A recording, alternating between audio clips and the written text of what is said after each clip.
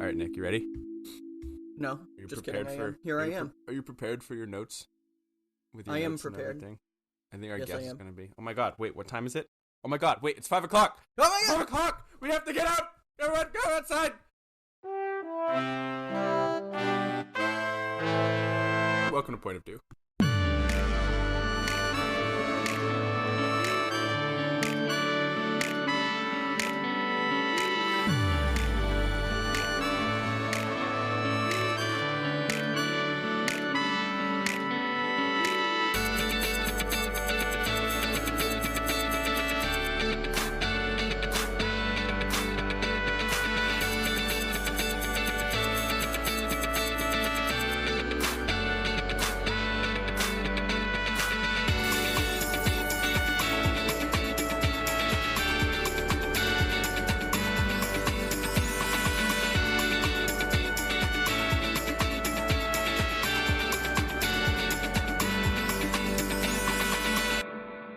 Hi, Nick.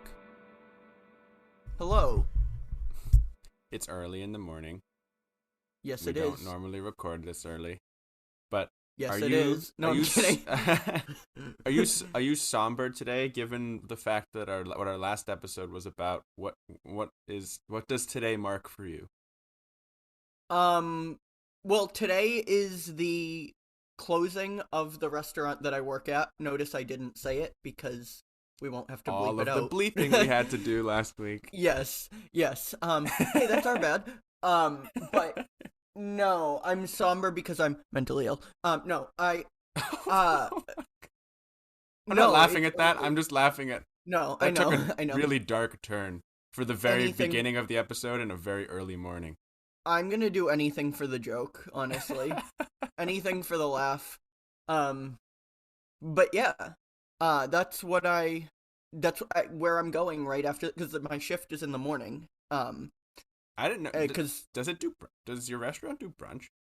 Or just no, to be honest, I don't think we do food at all today because I saw the list of things that we're out of because of closing, and it's gonna be a lot of like, can I get you a dinner roll? Um, I think it's more gonna be people coming for the last, like hurrah, and then the nighttime is just gonna be employees and alumni and regulars, and it's gonna be the bar. So I won't be working at night. I'm just working. But honestly, I will say it's an honor to work the very last shift. I'm on my way. I love that. Um, I love Driving that at you said. 90. Yeah. I love as I'm recording a podcast. I Yeah. love that you said alumni because I don't think of like, oh, I used to work at this place as my alumni. Like, I didn't either, to be honest. did And then they someone else started use that saying for it. you? Yeah. Yeah, a bunch of people started using that, and I was like, all right, Yeah. we don't even like half these people. No, I'm kidding. Um, uh, but how are you? I'm good. I started coaching tennis this week for my former high school That's fun and for fresh. the middle school of my former high school. Basically, when I Hmm. was there, they didn't have a middle school, and then my sophomore year, they started middle school. They started seventh grade, and We love a college prep middle school. Am I right? a, Because we had one too at my school. a college preparatory middle school. Yeah. Um, I never understood why it started at seventh grade because I know it's different in different places around the country, but like my idea of middle school was always 6, 7, 8.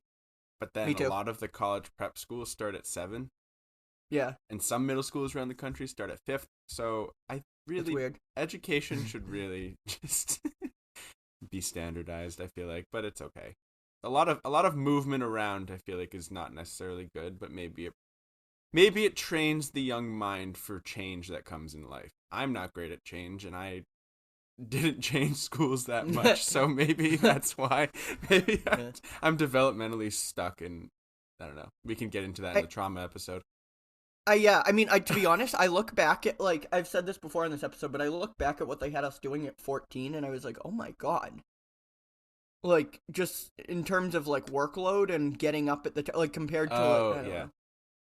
like yeah, what like our first year in high school, just Yeah, just like, wow, I was 14. yeah, they worked our asses off right before breaks. Oh my god. Also, something different about schools in the Northeast of the United States is we had a week in February of no school and a week in April of no school, while other people around the country were like February break, April break, and they're like, "What you talk about?" Like, I have no idea. What? What? I found that Did that they was have like, just 2 weeks in March? well, I know that like some boarding schools do, but I don't know if that's just like, I don't know, because like even the public schools around here have February and April off. Mm. You know, I don't know. We can ask Yeah. our guest. She's lived all over the I love country, that for her. so Yes. yeah. But was your week good? I know we talked about what's going on today, but did you have a good week, Nick? I'm really I wanna don't know. think so. I don't think so. Let me think of if I did anything fun. Um, I went to the Cheesecake Factory with Tom, but that's like we do that all the time, so that's not anything like new out of the ordinary. I think that's it, really. All right. Well, I think that's all I did. are we becoming exceedingly boring people? Becoming? Fair enough. I mean, I like to think we entertain people with our anecdotes on our podcast, but we could just we just do. absolutely So yawn fest. I laid it out I laid all of it out on the table, when I had stories, and now that I'm out of them, here I am. We're out of stories. Next to you in Malibu. You know how it is. Miley Cyrus just that's what I've been doing this week. Miley Cyrus just put out a live album, and it's really good. Leave it to you and our guest to keep me up to date in pop culture, because I had no idea. I can't wait to talk to her. Miley Cyrus even came out with an album, or yeah, the cover's explicit. Like more explicit than her like, what was? I know the tour was like the Bangers tour, but was that the name of the album too? Or that was from 2013. Yes, yeah. Yes, Bangers, but no, this isn't explicit. I mean, like the cover of it, it's like just her ass. But so 13-year-old. Let's go back a little bit. 13-year-old me would not have been able to purchase that album. Right. And I'm assuming Target would or Walmart would not have been selling it. Right. Sorry, Junior. The teenage Walmart employee or Target employee. Yeah. Who called wouldn't have no idea what to tell you. Right. Sorry, Junior.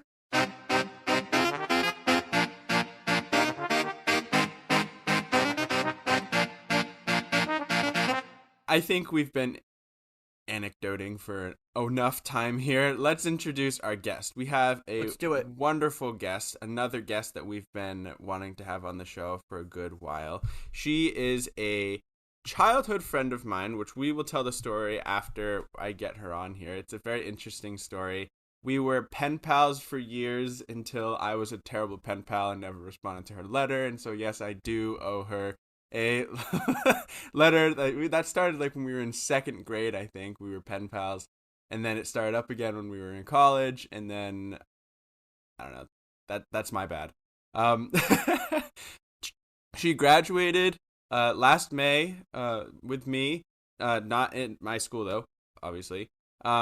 She has lived all over the United States. As I said, her father was a doctor in the United States Air Force. She graduated with a Bachelor of Science in Physiology from Oklahoma State University and a minor in microbiology and dance. Hopefully I said microbiology and dance, because microbiology in dance is a completely different field, I feel like. Hey, that's your bad. She's currently enrolled in the Masters of Public Health program at Tufts University and is preparing to apply for medical school this cycle, and I can't believe she's studying for the MCAT. Just the fact that the MCAT exists and people take it seems like an unbelievably daunting task. But she's a really amazing woman. Please welcome everybody, Lauren Wong. Hi guys. Hi Lauren. Hello. How are you guys? We're exceedingly boring. I guess because the morning. If this was nighttime, I feel like we would be jumping off the walls, as you know, because we've hung out. The three of us have hung out at night, and it's been Yes, um, different story. yeah, yeah. How are you? I'm I don't good. know if you're a morning person, but we got you up here in the morning.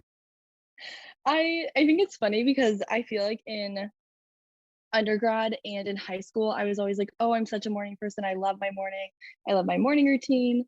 But I don't know, grad school has like kind of kicked me with this. I feel like I like need as much sleep as I can get now. So it wasn't it was a little hard to get up. I told earlier I like set so many alarms to make sure I was here on time. But a little tired, but glad to be here. Well, we're happy to have you. I have a couple of questions before we kind of get into the meat and potatoes of this episode. One of them I think you're prepared for. The other one you're maybe not, but relates to current events and where in the city you live. I don't know if you can figure out what it is based on that. But first question, which is our, as you know, a question that we ask all of our guests is, if you were a fruit, what fruit would you be and why?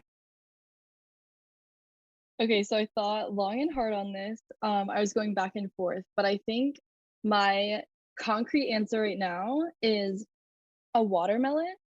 I feel like it's like some of my favorite colors are pink and green. So I'm like, okay, those are both in there. You got them both. And I feel like also being a July baby, I feel like it's like such a summer Woo! fruit. So I know, right? So fun. And so I was like, I feel like that's like pretty, I feel like also like watermelon's kind of like a like light and like refreshing like fruit. And I feel like most of the time my personality is very like upbeat, like kind of like fun, like things like that. So I feel like, yeah. I like that answer for you. I mean, I love hanging around with you because the energy that you bring to a space is always, you know, it is always, as you said, that upbeat. Like I don't think I've ever hung out with you and you haven't laughed or you haven't like smiled. So that's just I love that. That's what a great response and a great answer. Yay.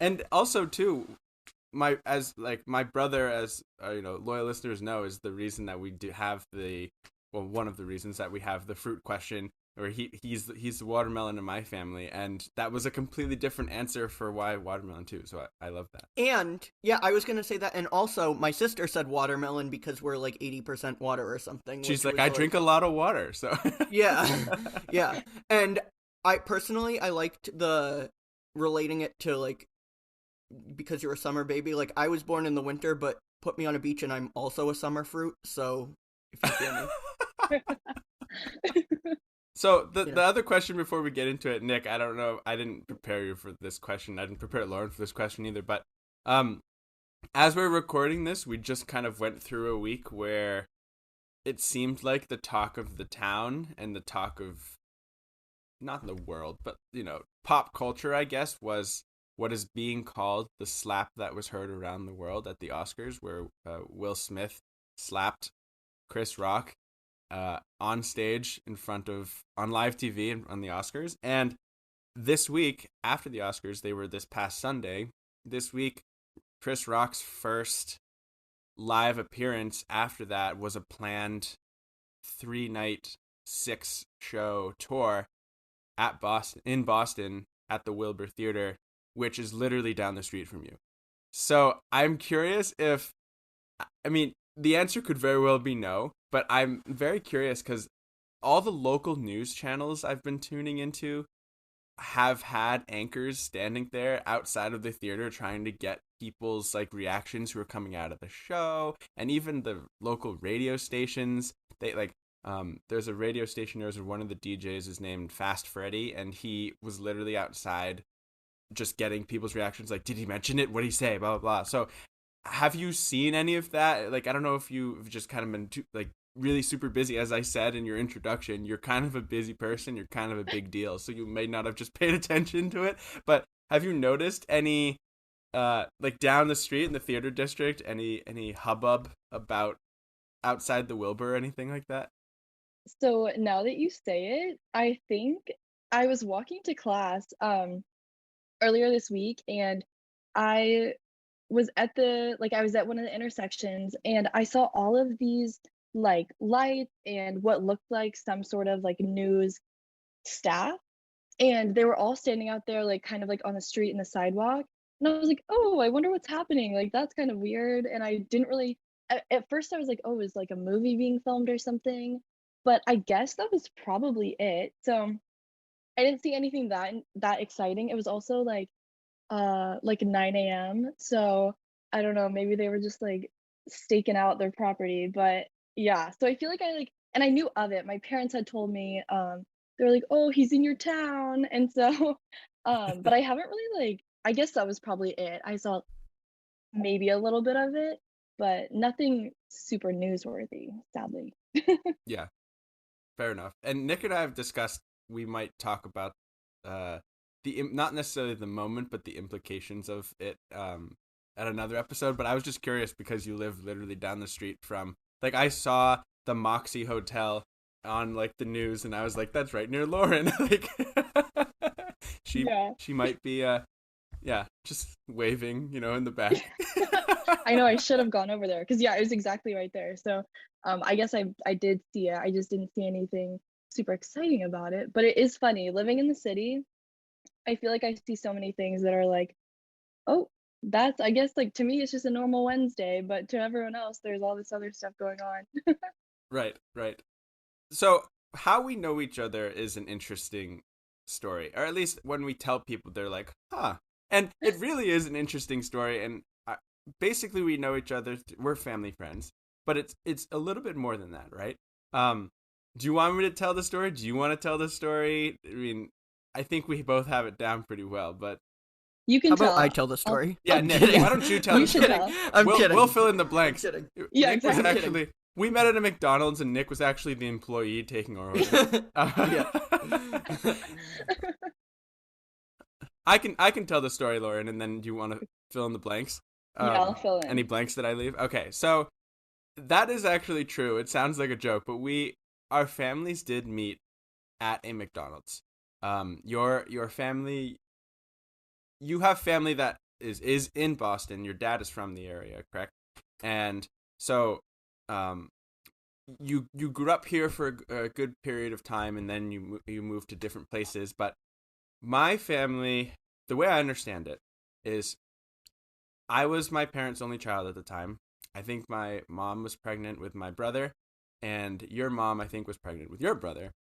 And my parents were sitting at a McDonald's. I was in my little high chair.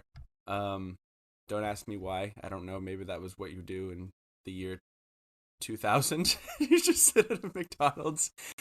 We were at a McDonald's, and my parents were sitting down, and I was in my little high chair. And I think your parents walked in, and they were ordering or something. And my mom looked up at your family. And for context, my dad is Asian. My mom is white. Your mom is white. My dad is Asian. And so my mom was like, "Ooh, they're kind of like us.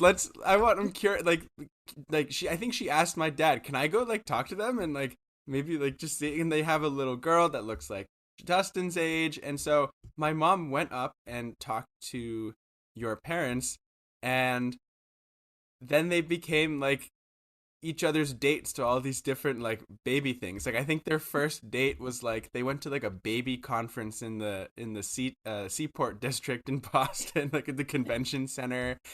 And then our brothers were born, and then we hung out, and it was a whole thing. And then that's how we became friends. Is our parents met at a McDonald's. And yeah, did I miss anything? I don't know. It kind of sounds like I feel like that was most of it. I guess I feel like again, we probably have very like this story has been told over our it's like 22 oral years. tradition for both of our Yeah, families now. yeah. I feel like I think that there was like a I think that when we first walked in, like our parents had like a little bit of small talk and they're like, "Oh, your baby's so cute. Oh, your baby's so cute. How old are they?" And they were like kind of similar age. And then everyone like went and sat down at their respective tables. And We then were similar age, like oh yeah. And then yeah, the and then I babies. think that's when your mom came over and yeah, and they went to some sort of like baby fair or something at the conference, like those like little like convention things that happen. Yeah. They And got then each ever other's since, digits and then went on yes, baby dates. went on, Not even yeah, like not even baby like dates. play dates. Like they just took their babies us. They just took us around. Just so funny. It is. Yeah. So we've wanted to have you on the podcast for a while. You're a good friend of ours. You've become a good friend of Nick's too.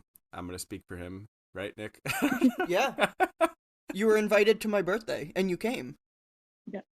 Yes. I loved that. And so I guess the first thing I want to talk to you about is as I mentioned in the introduction, you kind of moved around a little bit growing up. But yeah, I want to talk about growing up in a military family, moving to different states and to different Air Force bases. What that experience was like for you.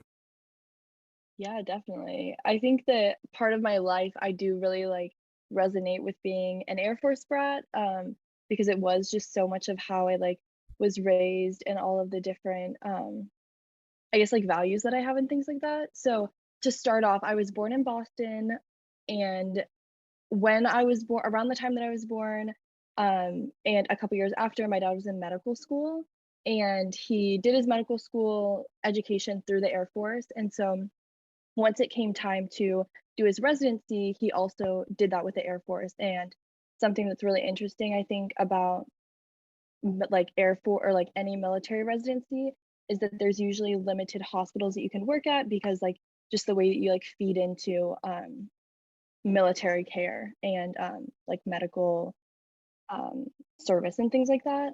And so once he was matched with the residency, I was around like 5 or 6, I think, and we moved to Springfield, Illinois, and we lived there for a couple of years. I would say probably like three or so years. And then my dad got he was placed at Minot Air Force Base, which is in North Dakota. And that was definitely a very big jump. I went from in Springfield, I had gone to like a public school. We lived in like civilian, like we just lived in like a normal neighborhood. But once we moved up to Minot, Minot is this like super small town in North Dakota, kind of in the middle of nowhere. Um, and my parents felt like it would be best to live on the Air Force Base, just because it was easier to find like a community there, and there's schools on the Air Force Base. Like your whole life can really just be inside this couple mile bubble that is an Air Force Base. And so that was a really interesting experience. I was there from third grade until the end of fifth grade. So we were there for again like 3 years or so. And it's so weird to think about the fact that sometimes after like moving and settling down where I did in Oklahoma later on, it's interesting to think about the fact that people don't really know what happens on an Air Force base and like what the culture of that is, because it's such a it's such a big thing. Like to get onto base, if we would ever leave to go to like my dance classes or if we went out to eat, you have to go through a security gate every single time. And there's like all these like little nuances. And like at 4 o'clock every single afternoon, the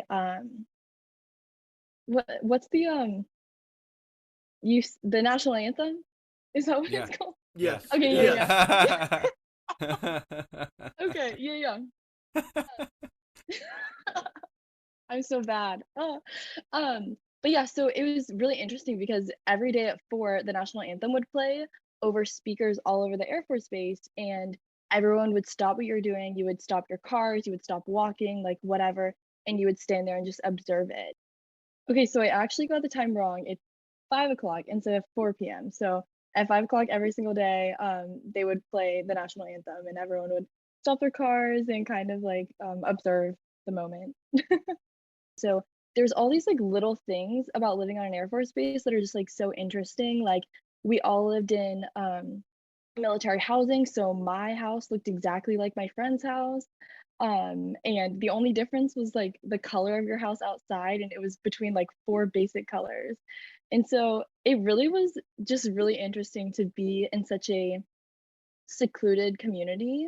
And also just the fact it was actually kind of cool because everyone on that base was military. So everyone kind of like knew how you were feeling, and it was like a very kind of comforting thing because whenever parents would leave for deployment, it was very like well recognized. And so we could all kind of like understand what someone's going through and help them kind of like mourn through this transition of their parent being gone for a certain amount of time. And then and it was just like it was really nice to have someone that understood what it was like. But it also was really sad because with everyone being in the military, people were leaving and going all of the time. So my friends transitioned a lot. And so that was another thing. Like looking back, being, I guess, like a young adult now, I don't have a lot of super close friends from childhood just because I moved around so much. And you only had a year or two to be friends with people. And then they would move on and you would move on and you'd go on with the rest of your life. But I guess after fifth grade, my dad got moved to Tinker Air Force Base, which is in Oklahoma. That was actually really cool because my parents met in Oklahoma City, so it was kind of like full circle for them. I love And that. yes, it was really cool. It's kind of fun. We like went we started to attend the church that they got married at, and there was a lot of like fun things just about living in the city where they met. But we lived there, or my dad was in the Air Force again for 5 years and then he retired. So we have lived in Oklahoma for about, I want to say 11 years or so. So I did all of my middle school, all of my high school, and then I went to a state school in Oklahoma, which was also just a really fun experience. I feel like after transitioning out of being a military child and into more of like a civilian type of life, it was really interesting to kind of like go back into feeling like, oh, like this is kind of how everyone lives their life. Yeah, I guess that's kind of like a quick, well, not so quick, but a little synopsis of kind of what it was like to move around and my experiences and kind of like fun takeaways from being an Air Force brat. I have like three questions. Yeah, go ahead. One of them is not serious because I can't help myself. And then the other two are serious. I guess I'll go with the non-serious one first. But it's not that it's non-serious. Like I truly, how large is this Air Force base that everyone just stops their cars at 4 o'clock? Do you get out of the car? Like I'm truly. This is like. I mean, it's funny, but I'm actually curious. Like, do you get out of the sunroof? Like, what is this?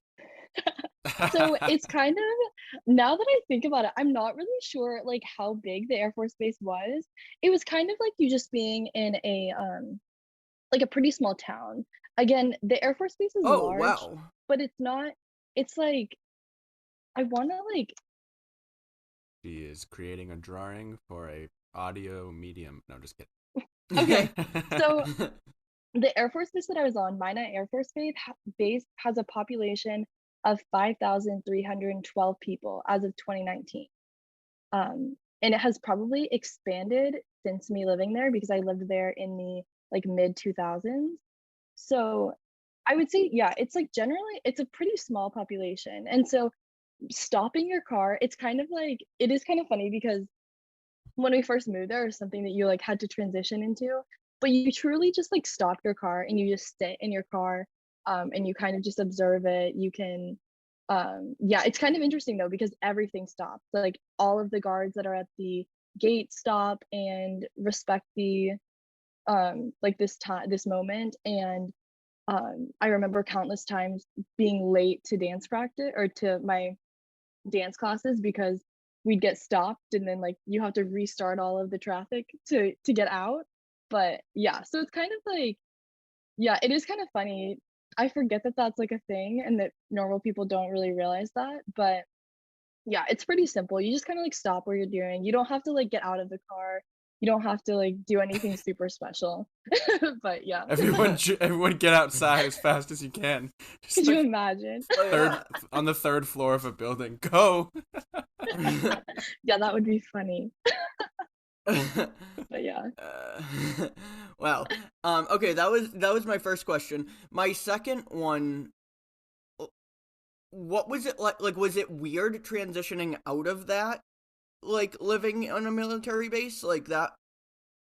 And I Like, feel what like, was that like? if I may jump onto that too, it sounds like, because I don't think about this, like the military base, it really is a community. It's like a family, right? Because you're all relating to, at least from what you said, it sounds like you're all relating to very similar experiences. You're all living on there together. You have to, go through the same security protocols, but then at the same time, you can support each other because you have that level of empathy that other people who aren't living on Air Force bases can. So, to jump on to the next question of transitioning into that community, but then having to transition out of that community. How was that? Yeah, so I guess also to give a little bit more context, when we moved to Oklahoma, my parents had kind of decided that they didn't, after my dad was going to retire, they didn't really want us to, they wanted us to be able to have like as normal of a civilian life as possible through high school and hopefully college. And so when we decided to move there, we decided to live in like a normal neighborhood, civilian housing. We didn't live on base. And my dad just decided to commute in. We lived in a suburb right outside of Oklahoma City. And so um, it was really interesting. I think that thankfully, when I moved there, it was at the start of middle school. So our middle school started at sixth grade. And so it kind of just felt like an obvious, like, I guess this is probably a normal thing, right? But your middle school is usually comprised of a couple different elementary schools. And so when you're coming in, right, people don't necessarily, like, you're not going to know everyone. And so it kind of gave me the opportunity to kind of just feel like I was like, oh, just coming from an outside school and like no one really knew each other that much anyway. Um, and so I think that it was definitely in the last bit of my dad's career at the Air Force, it wasn't as like it didn't take as much of a toll on me as maybe it did when we were in Minot. That was kind of, I feel like he was gone more often and he went on a lot of little TDYs and things like that. And so it really was interesting. There were a couple people in my middle school and high school that were part of the Air Force because since the suburb that I lived in was like relatively close to the Air Force base, there were other people that had chosen to live in like more civilian, yes, temporary duty. I should have explained that. TDY is like usually it's anywhere from I think it's usually like anywhere from like 2 weeks to like maybe like a month or two. My dad was only ever gone about 2 weeks at a time. Thankfully my dad never actually did get deployed for a long term, like 6, 12 months, anything like that, which was very I was very grateful for. But yeah, and so I guess it was really interesting to move out of it. And in a way, it was really exciting to kind of like move out of this stage of like unknown, like not knowing what, like if my dad was going to have to be gone or like things like that. But yeah, I guess that like it was really nice to be able to finally have like a clean cut where I was able to have some experience to kind of relate to more of my like civilian classmates and friends and feel like less like I was in a military bubble. And there's always like a little like retirement ceremony that you go through afterwards, which that was really nice because it kind of like closes everything in and everyone kind of comes together and they recognize the time that your parent has been in the Air Force and all the time and sacrifice that they have given. But they also, which I thought was really nice, is they also recognize how much sacrifice the like us as children and my mom had to do as a spouse Yeah. of a military um member. And so I think that that was really nice and it kind of like helped close the book and move more into like being able to kind of like see myself as a civilian and less of a military child. I I need to open the book back a second because like I know you kind of already answered this, but what is it like when you say like military base, military bubble? I'm thinking like I don't even know what I'm thinking. Like a set, like something like it's built like a what's the movie with Jim Carrey where like everything is like it's like cuz The you said a Truman town Show. and then The Truman yeah, Show. like obviously you're not being obviously it's not fake, but like you say a town like a small town and I'm like is it like manufactured? Could you leave? I'm not even kidding. Like were the For those dance classes for, military base? Okay, for those yeah. Marvel fans, it makes me think of Westview from WandaVision. I don't know if we have any Marvel fans on here. Essentially, it was like a manufactured place that Wanda Maximoff had control of. Anyway, go ahead. Sorry. Well, you know what I thought you were gonna say is for those of you that are listening and don't know, Nick was not an Air Force child. Oh. That's what I thought you were gonna say. Which, like, if it isn't apparent by now, I was more Navy. No, I didn't do anything. But I'm just so You were a curious. Space about Force that child. I was a space cadet. A space. Yeah, okay. I should have, yeah. That's another thing that's so funny is talking about this, right? I have so many assumptions because this was my life. Like, this is my life, you Right. know?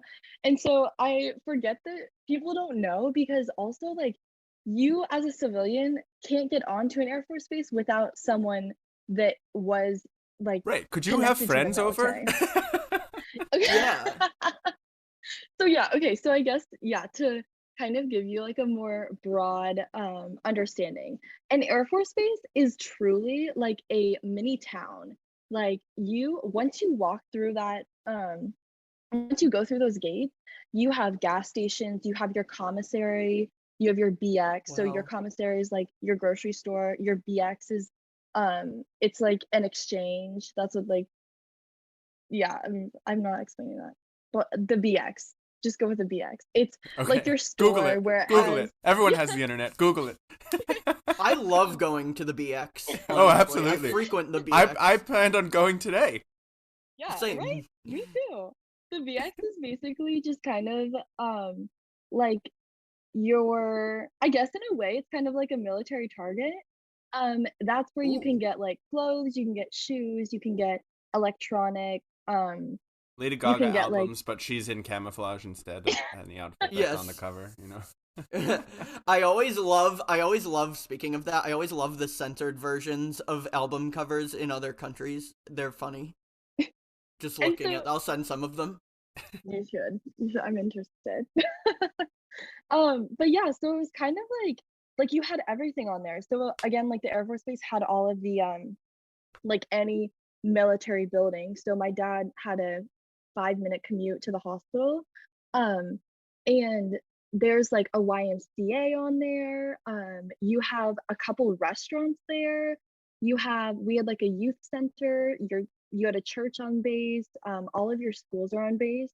So except I think maybe for Minot, I think that you might have gone to Minot High School. So I think that you took a bus out of town, and I think that you might have gone into town for high school when I was there, or middle school and things like that. I'm not totally sure, but yeah. So like all of my elementary school was a like 10-minute bike ride from my house. I rode my bike almost every single day to school, and so it really is like it's just this yeah it really is just like a town, but you just it's only for military people. So I guess the way that it works when you get on the base is when you go through those gates they check everyone's military ID. So I think it's like when you're 13 you get a military ID. So once we turned 13 it was like you had that was something that you had to kind of like be on top of, and they would check your military ID, you go through the gates, you're fine.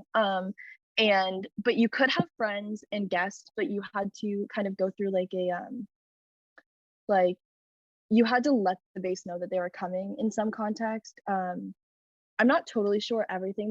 My parents did that for me when my friends came to visit, but there is like some sort of Lauren's like 12-year-old friends had to process. get fingerprinted, criminal background checks, get a pat down, metal detector, like. Well, yeah. Well, it was also kind of crazy because Minot has also like some higher security things. And so they would also, besides you going through the gate, they would do random car checks. And so there was like a chance that we would like be trying to get on, like we would go back into base or onto the base, and they would pull your car, and so they would do a full inspection of your car to make sure that like there wasn't any like harmful items in your car, and things like So that. your So that was also, aspirations to be a drug dealer were dead in the water as soon as you were moved oh my gosh, that on. was a, it was, yeah, You living did. on base. To be clear, Lauren did not have aspirations to be a drug dealer. Yeah. I I would have been promise. so scared every time I went through that. I would have been like, "Don't worry, my Born This Way album is clean." Like, what if I It's not accidentally? explicit. What if I accidentally have a gun? You know, or like or just like Like that's so scary. Yeah, it's kind of like, I think another thing that I think is really interesting too is being on an Air Force base. The community is all Air Force people, right? So like my dad's boss lives down the street, and there's this kind of like weird like you just have to make sure that you as a child are doing well, because if something happens, like people in the community can see that, and they're all interconnected. So it's also this like accountability thing that also occurs living on base, just because you don't know who is watching you and who's connected to your parent and things like that. But yeah, I hate that part. it's really interesting. But again, not everything was on base. Like all my dance classes were in Minot, like in the city. And that was kind of fun because I did meet people that weren't in the military, because of that was like a civilian dance studio and things like that. But we probably that was left kind of my next. Sorry, that was kind of my next oh, question. Is like, how often did you like intermingle, go off base, go on base? I feel like we probably left base a couple times a week. Again, for my dance classes, and I think when I did figure skating and when my brother was in hockey, that was also something that we had to leave the base for. And then I think that if we wanted to go to like the mall that was in Minot, the small tiny mall that had like 10 stores, that was something that you kind of had to, that you would like leave base for. And then if we wanted to go get dinner somewhere, but yeah, it wasn't like, you definitely didn't leave the base, or at least I didn't leave the base every single day, especially because the town of Minot was like, I want to say anywhere from like a 20 to 30-minute drive from the base. So it kind of was like, you kind of had to like put an effort to leave if you wanted to get to the city, I guess. That is really cool. Um, Did they recognize that like children are children though, like, or was it like strict? Like, I'm like so like I would be. Were you nervous, or were they like, I don't know? no, I don't think so. I think that again, I like, I don't feel like I ever like had this weird pressure or anything like that to kind of, act a certain way. I feel like it was pretty like, it was just something that you kind of kept. I mean, it was just kind of like a little accountability thing that you kind of like kept in your head.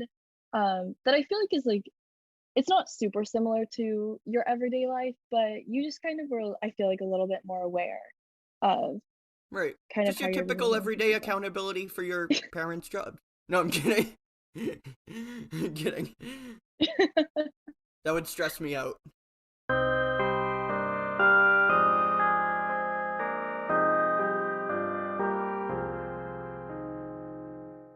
All the housing is divided by rank. So you only live in the like on the street that everyone that has the same rank as your parent does. And so that was also really That's interesting. interesting. Yeah. Yeah. And so, and there's also like, yeah, it's really interesting. There's a bunch of different levels too. So like if your dad is of a lower rank, you live in a lower quality house. So like I had friends that lived in duplexes, but I lived in a full standalone house. And Huh. so yeah. But again, Fascinating. Yeah. yeah, there are some like weird things. So I'm like, I mean, I feel like it's kind of general information, but like it is kind of interesting. Yeah. But So that last part that you shared sounds like something that you don't miss, but as something that I think would be a good kind of wrapping up question that I have for you is, what yeah. is something that, is there anything that you miss now that your dad is now, and thank you for his service, we haven't said that. Thank you for your service. Now that your dad is retired from the Air Force, is there anything that you miss about being part of being an Air Force brat? Yeah, let's see. I guess like it is kind of when you don't feel super like ostracized by the idea that you're like in some context when my friends weren't part of um military life. It is kind of this like fun, like I guess kind of rite of passage to be like, oh yeah, I did that. Like it was really fun to move around and um to kind of have experience to live in a lot of different places. Like a lot of my friends in Oklahoma have lived in Oklahoma their whole life. And so it's something that like is really cool to be able to say that, oh, like I lived in a bunch of different places and I've seen a lot of different parts of the United States, and my parents were also very big about us traveling and things like that. So I have like a very like um good sense of like what the United States looks like and traveling to different areas and things like that. So that is kind of something that what that I do kind of miss. And there are sometimes like super cool. Right before my dad retired, they offered him um to go to Japan, which was like something that my Oh parents wow. did think about accepting. And so there are like some cool things where you can really get stationed in some really cool areas and kind of like have like some really interesting experiences. Like I had a lot of friends uh, that again, that was something that you kind of talked about when you lived on the Air Force Base was like, oh, where have you been? Like, where is your dad stationed? And some of my friends did, like they lived overseas, which was something that I think was very cool that I never got to experience. But um, I think that it is really fun the fact that at a young age you're able to kind of see so many different things. And yeah, it comes with like it does kind of like um, it's kind of hard to know that I didn't have like this linear I guess journey in terms of going throughout all of school and like making friends and kind of how that works. But also but yeah, it was also just a really cool experience to kind of like take away and apply to the rest of my life. Absolutely.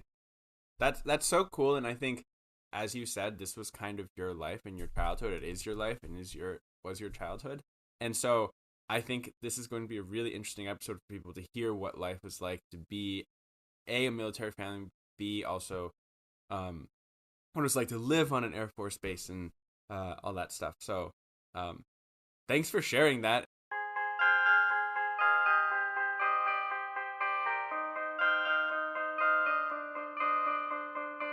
Lauren, thank you so much for being here. We will definitely have you on another episode because I think the fact that you're in a master's public health program and um, are are pursuing med school at this point, um, it could be also another really interesting conversation. But I think that this conversation was just as valuable because it provides, well, another point of view for people. So that's what we like to do here on this show. So thank you for being here. We really appreciate it, and for waking up early. Yes, it was so fun. That was kind of cool to like reflect back on my life and all the experiences that I've had. So I really enjoyed it. Absolutely. And with that, my name is Justin Dew. And I'm a civilian, Nick Gervasi. You can reach us at our email at pointofdewpodcast@gmail.com or by sending us a voice message on our website, anchor.fm/pointofdew. Follow us on Instagram and Facebook at Point of Dew Podcast and Twitter at Point of Dew. If you enjoy our show, give us a rating or review in the Apple Podcast Store or share us with a friend or family member. We'd really appreciate it and are truly grateful for your support. As always, we hope you have a great week. Thank you for listening, and until next time. H. Because they will carry